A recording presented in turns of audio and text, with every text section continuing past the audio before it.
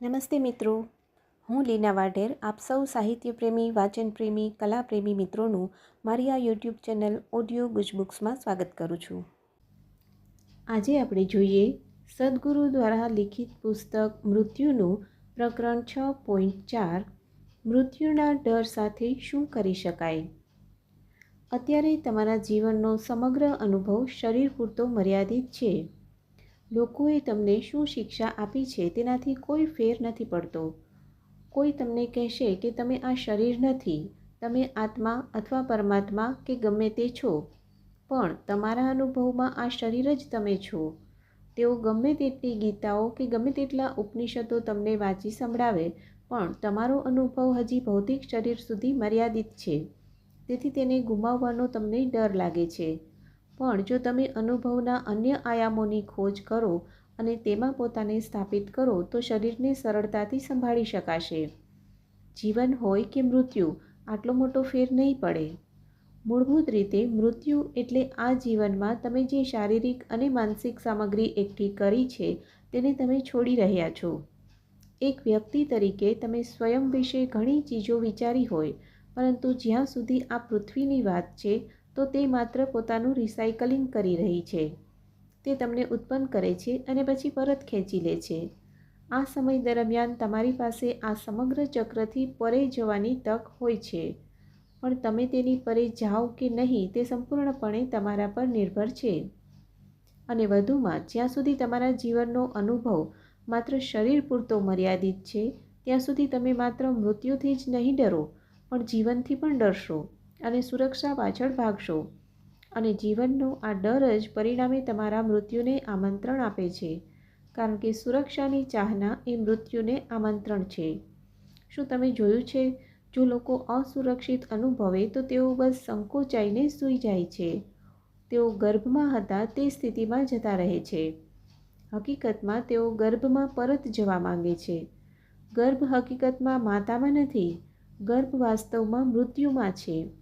માતાનું શરીર તો તેની એક નાની અભિવ્યક્તિ છે, પણ સાચો ગર્ભ મૃત્યુમાં છે. જ્યારે લોકો અસુરક્ષાનો અનુભવ કરે ત્યારે તેઓ પીને સૂઈ જવા માંગે છે, કારણ કે ઊંઘ બસ મૃત્યુની નાની અભિવ્યક્તિ છે.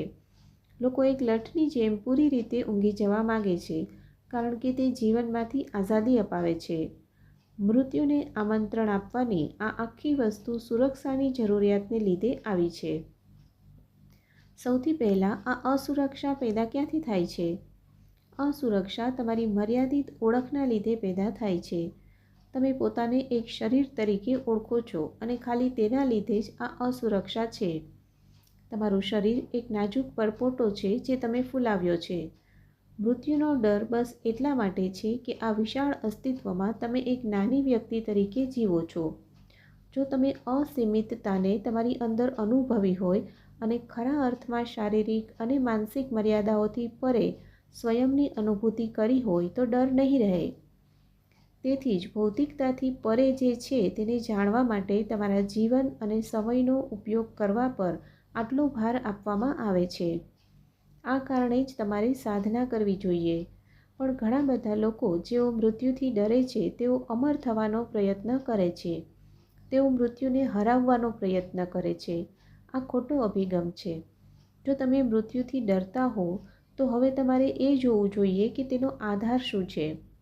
તમારી મર્યાદિત ઓળખથી ઉપર કઈ રીતે ઉઠવું તે જોવાના સ્થાને જો તમે અમર થવાનો પ્રયત્ન કરશો તો તે બસ તમારું ધ્યાન ભટકાવશે. તે તમને ક્યાંય નહીં લઈ જાય. જો તમારા જીવનનો અનુભવ ભૌતિક શરીરથી પરે સ્થાપિત થયેલો હશે તો શરીર છોડવું એક બહુ સરળ કામ છે. જ્યારે તમે કપડાં બદલવા માંગો તો તમે બસ બદલી લો છો, બરાબર ને? જો તમને તે પસંદ ન હોય અને તમારું મન કપડાંથી ભરાઈ ગયું હોય તો તમે તેમને છોડીને નગ્ન અવસ્થામાં પણ રહી શકો છો. તે તમારા પર નિર્ભર છે. તમારે એ સમજવું જોઈએ કે એક વખત આ શરીર તેનો સમય પૂરો કરી લે તો તમને ગમે કે ન ગમે તે આમેય જતું જ રહેશે. જ્યાં સુધી તે છે તેને સારી રીતે સાચવવું એ ચોક્કસ આપણું કામ છે. પણ જો તમે બીમારી કે મૃત્યુથી ચિંતિત હો તો તમે તેને સારી રીતે સાચવી નહીં શકો. તમારી ચિંતામાં તમે શરીરને ખતમ કરી નાખશો. આ શરીરનું શું થશે એ ચિંતા જ આ શરીરને ખતમ કરી નાખશે. પોતાના મૃત્યુના ડરનો સામનો કરવો વ્યક્તિના જીવનમાં મોટા પ્રમાણમાં સ્પષ્ટતા અને રૂપાંતરણ લાવી શકે છે. અમુક દાયકા પહેલાં એવું થયું. એક વખત હું બેંગ્લોર શહેરમાં હતો અને શાકભાજીની બજારમાં ગયો. હું ત્યાં કંઈ લેવા નહોતો ગયો. મને બસ શાકભાજીની બજારોમાંથી પસાર થવું ગમે છે. હું ચાલતો હતો અને અચાનક મેં એક શાકભાજીના વેપારીને જોયો જે અત્યંત તેજસ્વી લાગતો હતો. હું માની ન શક્યો કે આ પ્રકારની વ્યક્તિ શાકભાજી વેચે છે. મેં તેની સામે નજર નાખી. તરત અમારી આંખો મળી અને હું હસ્યો. તે પણ હસવા લાગ્યો. પછી હું તેની પાસે ગયો અને અમે એમ જ વાતચીત કરવા લાગ્યા. પછી મેં તેને પૂછ્યું, તમારા જેવી વ્યક્તિ અહીં શાકભાજી કેમ વેચે છે? તે ટાળવાનો પ્રયત્ન કરવા લાગ્યો. તેણે કહ્યું, હું તો બસ અહીં મારું કામ કરું છું. અમે થોડી મજાક મસ્તી કરી અને છેલ્લે મેં જાણી લીધું કે શું થયું હતું. તે એક સામાન્ય શાકભાજીનો વેપારી હતો. એક દિવસ તે બીમાર પડ્યો અને એટલો બીમાર પડ્યો કે તેને લાગ્યું કે તે મરવાનો છે. પણ દરરોજ મૃત્યુ એક એક દિવસ પાછળ ઠેલાતું ગયું. આવું 4 મહિના ચાલ્યું. દરરોજ તે વિચારતો, બસ આ છેલ્લો દિવસ છે. પણ તે દિવસના અંતે તે જીવિત રહેતો. આ 4 મહિના મૃત્યુ સાથે સતત સંપર્કમાં રહેવાથી તેની અંદર કંઈક અદ્ભુત ઘટિત થયું. તેની ઊર્જાઓ એક સાવ અલગ જ અવસ્થામાં વિસ્ફોટિત થઈ. તે એટલો આનંદિત બની ગયો કે તેને હવે લેશ માત્ર પણ પરવા ન હતી કે તેનું શરીર રહે છે કે નહીં. એક વખત તેણે એ ચિંતા છોડી દીધી તો તેનું શરીર પૂર્ણ રીતે સ્વસ્થ થઈ ગયું. મૃત્યુ આ નશ્વર દેહમાંથી મુક્તિ છે. આ એકત્ર કરેલા શરીરને હું માની લેવું એ જ અજ્ઞાનતાનો આધાર છે. આ ભ્રમનું તૂટી જવું આત્મજ્ઞાન છે. હવે તે તેની દુકાને પરત આવ્યો અને શાકભાજી વેચવા લાગ્યો. તેણે અનુભવ્યું કે બીમારીએ તેના જીવનમાં એક ચમત્કાર સર્જી દીધો હતો. તેથી જે લોકો તેની પાસેથી શાકભાજી ખરીદતા તેમને એ આશીર્વાદ આપતો કે તમે પણ મારી જેમ બીમાર થાઓ. જ્યારે તે બીમાર થવા વિશે કહે છે ત્યારે તે તમારા માટે કંઈ ખરાબ ઈચ્છા કરતો નથી. તે ઈચ્છે છે કે કોઈ રીતે જો કદાચ સ્વાસ્થ્યથી તમારી સાથે તેવું ન થયું હોય તો ઓછામાં ઓછું બીમારીથી તમે જાગો, કારણ કે તેની સાથે એવું બન્યું હતું. તો પછી એ ગમે તે હોય, બીમારી, મૃત્યુ કે અન્ય કોઈ દુર્ઘટના જે તમારી આસપાસ બને છે, તેનો ઉપયોગ તમે તમારી મુક્તિ માટે કરી શકો અથવા તેનો ઉપયોગ તમે પોતાને ગૂંચવણમાં નાખવા માટે કરી શકો. આપદાઓ, ખાસ કરીને મૃત્યુ અને બીમારી જેવી આપદાઓ, તમે જેને સામાન્ય રીતે જીવન સમજો છો તેની મર્યાદાઓથી પરે જોવા માટેની બહુ સારી તક છે. તમારી સાથે એવું બને તે જરૂરી નથી. તમે બુદ્ધિશાળી હોવ તો તમે અન્ય લોકોના અનુભવમાંથી પણ સમજી શકો છો. તમે ગૌતમ વિશે સાંભળ્યું હશે. તેમણે માત્ર એક બીમાર વ્યક્તિ, એક વૃદ્ધ વ્યક્તિ અને એક મૃતદેહ જોયા હતા અને તેમને ખબર પડી કે એક દિવસ મારી સાથે પણ આવું બની શકે છે. તો પછી તેનાથી ભાગવાનો કોઈ અર્થ નથી. જો કોઈ બીમાર હોય અથવા કોઈ મૃત્યુની નજીક હોય તો હું કહીશ કે તમે તેમની પાસે બેસો અને જુઓ કે શક્ય છે કે એમના સ્થાને તમે હોત અને શક્ય છે કે કોઈ પણ દિવસે તમે તેમની જગ્યાએ હો. સૌથી ભયંકર બીમારી જે કોઈને થઈ હોય, આપણે તે ઈચ્છતા નથી અને આપણે તેની કામના પણ નથી કરતા, પરંતુ તમારે એ સમજવું જોઈએ કે કોઈ પણ દિવસે એવું તમારી સાથે પણ બની શકે છે. એનાથી ફેર નથી પડતો કે તમે 18 વર્ષના છો કે 80 વર્ષના. આજે અથવા આવતીકાલે તમારો દિવસ હોઈ શકે છે. હવે જો તમે પહેલાંથી ડરેલા હો અને તમારા જીવનના અંતિમ સમયમાં હો તો શું કરવું? મૂળભૂત સમસ્યા એ છે કે આપણને એવું લાગે છે કે ગુસ્સાનું એક સમાધાન છે, ડર માટે બીજું નિરાકરણ છે અને હતાશા માટે વધુ એક સમાધાન છે. ના, આ ચીજો માટેનું જ ખાસ કોઈ સમાધાન નથી. આ અત્યંત સરળ લાગી શકે છે, પણ મૂળભૂત વાસ્તવિકતા એ છે કે તમારું મન તમારી પાસેથી નિર્દેશ લઈ રહ્યું નથી. મનુષ્ય પાસે 2 મહત્વપૂર્ણ ક્ષમતાઓ છે: ખૂબ સ્પષ્ટતાસભર સ્મરણશક્તિ અને ખૂબ સ્પષ્ટતાસભર કલ્પના શક્તિ. ડરનો અર્થ એ છે કે તમારી કલ્પના નિયંત્રણ બહાર છે. તો ડર સામે લડવાની જગ્યાએ સવાલ માત્ર તમારી ક્ષમતાઓને તમારા નિયંત્રણમાં લાવવાનો છે. વાસ્તવમાં ડર જેવી કોઈ ચીજ હોતી નથી. ખરેખર તમે તેનું નિર્માણ કરો છો. સામાન્ય રીતે લોકો વિચારે છે કે જો જીવન સંરક્ષણની પ્રક્રિયા વધુ સારી બની જાય અને જો ભોજન અને રહેવાની વ્યવસ્થા થઈ જાય તો ડર પણ જતો રહેશે. પણ સમૃદ્ધ સમાજોએ સાબિત કરી રહ્યા છે કે એવું નથી. તેઓ એક મોટું નિવેદન કરી રહ્યા છે, અમને ગમે તેટલું ભોજન આપો, ગમે તેટલા મકાન આપો, કંઈ ફેર નથી પડતો. અમને કોઈ બીજી ચીજનો ડર રહેશે. યુદ્ધમાં સંડોવાયેલા કોઈ દેશના લોકો જે આતંકમાંથી પસાર થાય છે તે અત્યંત ભયજનક હોય છે. પરંતુ તમે જોશો કે જ્યારે પણ તેમને બોમ્બ ધડાકાથી છૂટ મળશે તો સૌ રમશે, નાચશે, ગાશે અને પ્રસન્ન થશે, કારણ કે અચાનક જ તેમને જીવનની કિંમત સમજાય છે. પરંતુ સંપન્ન સમાજો જે ડરથી પીડાય છે તે સ્થાયી હોય છે. દિવસ રાત તે યથાવત રહે છે. ડર કોઈ પરિસ્થિતિના લીધે નથી. તે માત્ર એટલે જ છે કે તમારી માનસિક પ્રક્રિયા તમારા હાથમાં નથી. મૂળભૂત રીતે તે તમે તમારા મનને કેવી રીતે રાખો છો તેના પર છે. દુર્ભાગ્યે લોકો તેના કારણને સમજ્યા વિના પરિણામને સંભાળવાનો પ્રયત્ન કરે છે. ડર તમારી અંદરની અમુક પરિસ્થિતિનું પરિણામ છે. જ્યારે તમે ડરને સંભાળવાનો પ્રયત્ન કરો છો ત્યારે તમે પરિણામને સંભાળવાની કોશિશ કરી રહ્યા છો. તમારી જરૂર છે પોતાની શારીરિક અને માનસિક પ્રક્રિયાઓની કમાન સંભાળવાની. તે પ્રક્રિયા પર ધ્યાન આપવાની કે આપણે વિચાર કેવી રીતે પેદા કરીએ છીએ, કેવી રીતે ભાવનાઓનું નિર્માણ કરીએ છીએ, આપણે શરીરને કેવી રીતે સંચાલિત કરીએ છીએ અને આપણે પોતાની કેમેસ્ટ્રી કેવી રીતે સંભાળીએ છીએ. લોકોને લાગે છે કે જો તેઓ મૃત્યુ વિશે વધુ ખુલીને વાત કરશે અને મૃત્યુને નજીકથી જોશે તો મૃત્યુના ડરથી બહાર આવવામાં મદદ મળશે. તે આંશિક રૂપથી સાચું છે, કારણ કે તે એના પર નિર્ભર છે કે તમે તેને કેવી રીતે કરો છો. દરેક માટે તે કામ લાગે તે જરૂરી નથી.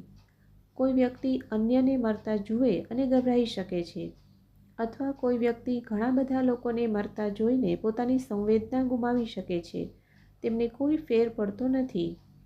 એવા ઘણા બધા લોકો છે. તમે સ્મશાન જાઓ કે કબ્રસ્તાનમાં જાઓ કે શબઘરમાં જાઓ તો પણ મોટા ભાગના સ્થળે ત્યાંના વ્યક્તિને કોઈ ફેર પડતો હોતો નથી. તેને લાગે છે કે તે અમર છે. આ સવાલ તમારી જાગરૂકતા અને તેને તમે કઈ રીતે જુઓ છો તેનો છે. જો તમે તે માટે તૈયાર હો, અમુક રીતે તેના પ્રત્યે સંવેદનશીલ હો તો તે તમારા માટે કંઈક કરી શકે છે. પણ ઘણા લોકો સાવ સંવેદના ગુમાવી શકે છે. તે હંમેશા જે તે વ્યક્તિ પર નિર્ભર રહે છે. તો શું એવા ચોક્કસ અભ્યાસો છે જે તમે કરી શકો છો? અમુક વાતાવરણ તમારી આસપાસ નિર્મિત કરી શકો છો, જેથી ધીમે ધીમે મૃત્યુ સમયે પણ તમે તમારી પ્રણાલીને નિયંત્રણમાં લઈ શકો. એક ચીજ જે તમે કરી શકો તે છે કે તમે પોતાને મૃત્યુની યાદ અપાવો. તમારા મૃત્યુની. દરરોજ ખાલી 5 મિનિટ સમય કાઢીને પોતાને યાદ દેવડાવો કે તમે નશ્વર છો અને આજે તમારું મૃત્યુ થઈ શકે છે. બસ આટલું પોતાને યાદ દેવડાવો અને તમારી સાથે શાનદાર ચીજો ઘટિત થશે. ગુરજીએફ 19મી સદીનો દિવ્યદર્શી અને આધ્યાત્મિક શિક્ષક હતો જે યુરોપમાં રહેતો હતો. તેના સમયમાં તેને દુષ્ટ સંત કહેવામાં આવતો હતો. દુષ્ટ એટલા માટે કારણ કે તેની પદ્ધતિઓ આકરી હતી. લોકો સાથે તે ગાંડપણ ભરેલી ચીજો કરતો હતો. તેણે વિશ્વને એક સમાધાન આપ્યું હતું. તેણે કહ્યું કે જો તમે ઈચ્છતા હો કે સમગ્ર વિશ્વમાં બધાને આત્મજ્ઞાન થાય તો આપણે દરેકના શરીરમાં એક નવું અંગ લગાવવું પડશે. તે અંગનો ઉદ્દેશ્ય એ હશે કે દરરોજ કેટલીય વખત તે યાદ દેવડાવશે કે તમે પણ મરી જવાના છો. ખાલી પોતાને તમે નશ્વર છો અને આજે મૃત્યુ પામી શકો છો એવું સતત યાદ દેવડાવવાથી તમારો મૃત્યુનો ડર જતો રહેશે. જે શૂન્ય ધ્યાન પ્રક્રિયામાં અમે લોકોને દીક્ષિત કરીએ છીએ તે કોઈ અંગનું પ્રત્યારોપણ નથી, પરંતુ તે પણ તમને મૃત્યુની યાદ અપાવે છે. દરરોજ જ્યારે તમે શૂન્ય ધ્યાનમાં બેસો છો ત્યારે તમે જુઓ છો કે તમારું વ્યક્તિત્વ વિલીન થઈ ગયું છે અને ત્યાં બસ એક ઉપસ્થિતિ છે.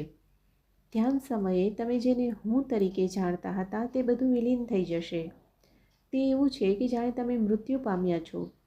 તમે જ્યારે તમારી આંખો ખોલો ત્યારે તે બધું ફરી ત્યાં છે. તો દરરોજ 2 વાર તમે જાગૃત રીતે મૃત્યુ પામો છો.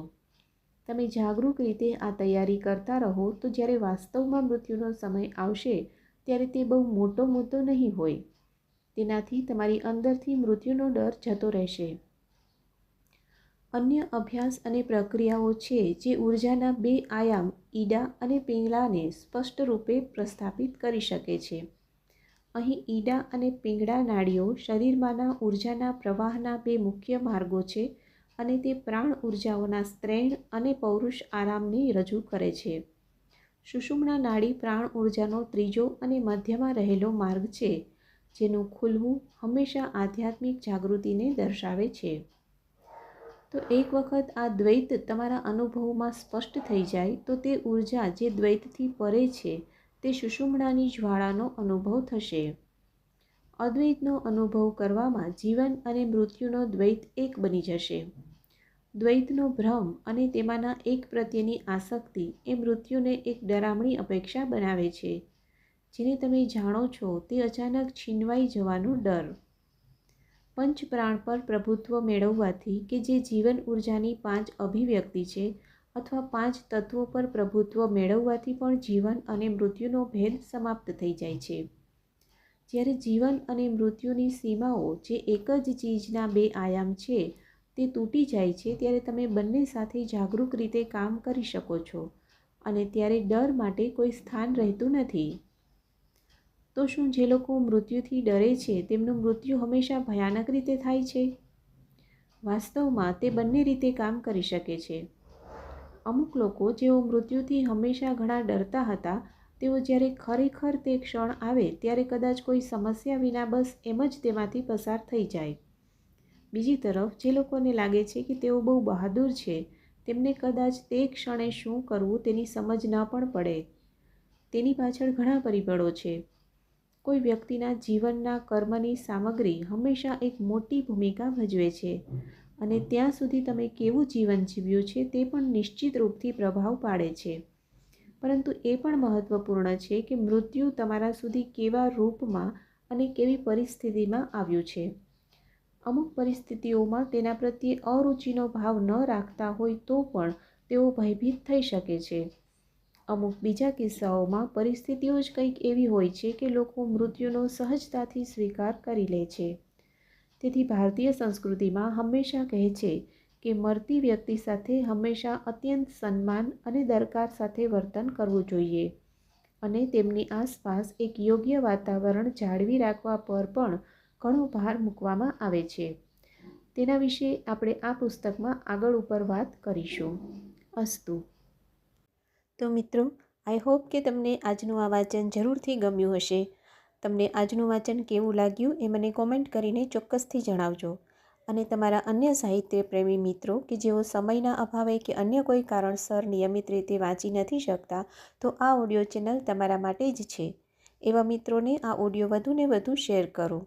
અને હા, આ આખું પુસ્તક સાંભળવા માટે ઓડિયો ગુજ બુક્સ ચેનલને અત્યારે જ સબસ્ક્રાઈબ કરી બેલ આઇકન પર ક્લિક કરો, જેથી એક પણ પ્રકરણ ચૂકી ન જવાય.